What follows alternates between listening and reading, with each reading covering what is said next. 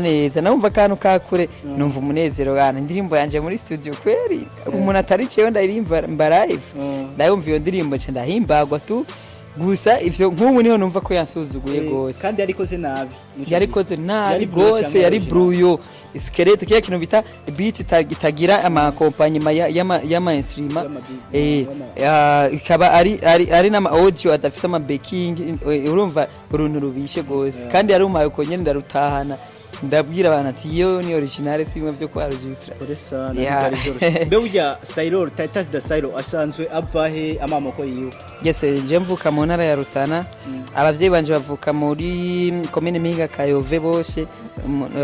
ariko ubu tuba muri commune Giharo ariko bisa n'ivyegeranye hose ni muri Rutana nakuriye mu nkambi ya Mutabira mu gihugu ca Tanzania Titus da Sailor yoba yarize yarasoma yego narize vraiment sibanga kubera ko natona kwishura abantu babibona sinatona joro sinavuga ko ari banga je narize ndaheza kaminuza Université y'u Burundi kaminuza y'u Burundi nkuru y'igihugu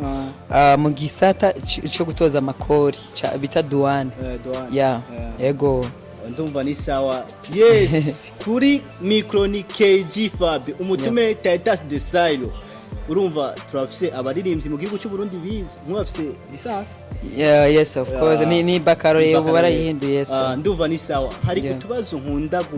guhereza ko doc yo nakoranye ikiganiro n'umuntu kanaka Titus de Sailor turazi ko mu gihugu cy'u Burundi twe turabarundi ego cyane hari ariko ikintu tukizi neza iyo umugore wa mukaso umugore wa mukasa agira kabiri bamwita mukaso none umugabo wa so wawe agira kabiri umugabo wa nyoko wawe nawe bamwita gute no abari umugabo wa mama wawe barafite kundi kuntu yitwa bro ni umugabo wa nyoko simukaye sinitovuga mukanya uko kubera kari simukaso ni umugabo wa nyoko jise nakira uvuga ngo ni mukanyo ko hababandi ugiye kwiyumvira uvuga ngo ni mukanyo ko uvuze muka uje mu bintu vy'ikigore okay ntacyo bitwaye iyo igitoki urakizi igitoki yes mbo hari kirafise amababi yego ushaka tubwira amababi y'igitoki no yita ni mitoto je nabukiye mu rugora ndumva ni so okay bakunzi ba Kiyago Media TV nkuko mubibona ni KG Fab kuri mic inyuma ya kamera ni Miki nkuko mubizi kandi mutari mubimenyereye kumbona kuri mic no musi rero turashatse dutangure gukorana na KG Fab ntaco nazokora kugira mu ryohego Titus de Sailor ni hagati ya maradio n'ama TV online ni ubona ko batanga promotion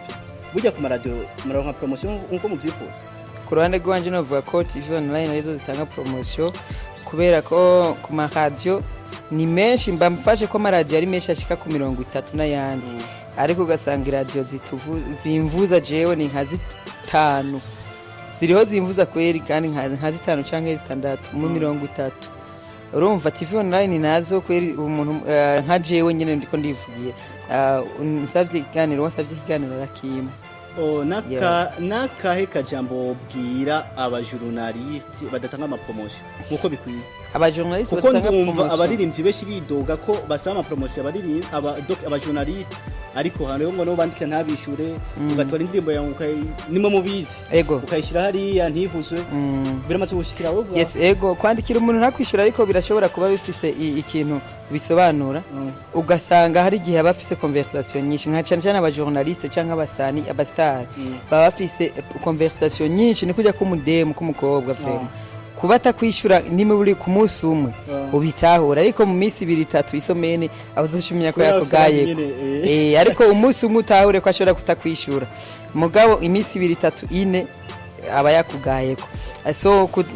je vraiment novuga yuko abajournaliste badatanga promotion canke badakora ibintu biba bikwiye kuraba deja umuziki w'u Burundi ugezehe ni kubera iki utashika ahantu kuye kugera bace bikebuka bonye n'ubwabo kubera nibo bantu nibo badirija kumenyekana ariko ivyo bakora murabibona turabibona gose sawa. Okay, reka duse n'abarangiza ikiganiro. Tata Desire ni giki wobwira abakunzi ba Kiyago Media TV?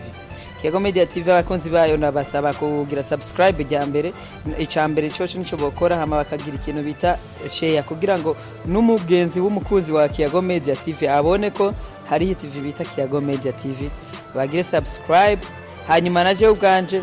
nkabasaba gukurikirana rezo social yanje Tata Desire cyangwa Titus Desire. Hanyuma abakozi nabo ba Kiyago Media TV bagire imigisha banaye batera imbere, bakore neza vraiment kukungene bitanga umusane bakamusanga ari kukazi bakamukoresha vraiment ibintu byiza kubera bigira akamaro hanini twebwe. Promotion ni kuri jewe vraiment nkaje nije naye kubahirira déplacement ya tubikora uko nubwo dukorana turabakeneye gose, turakeneranya niko mwebwe mwitanze mugakoresha uburyo bwanyu twabarondeye muba mwitanze amuta hari ntidushobora kugira aho dushitse. So mugira imigisha namukore neza, muhezagirwe n'abafana banyu, twese tuyisange mu isi nziza gose rimwe umuntu wese aronka ivyo yifuza. Tata Desire reka tugushimire. Murakoze cyane. Yes, bakunzi ba Kiyago Media TV, nta kindi ndabasavye atari kuja kuri channel ya Kiyago Media TV. Mugire subscribe. Canke abazi gifrasa ni sabone, hama mugire partage kugira tubandaye dukora ibintu bibashikira. Ni KG Fab. Ciao ciao.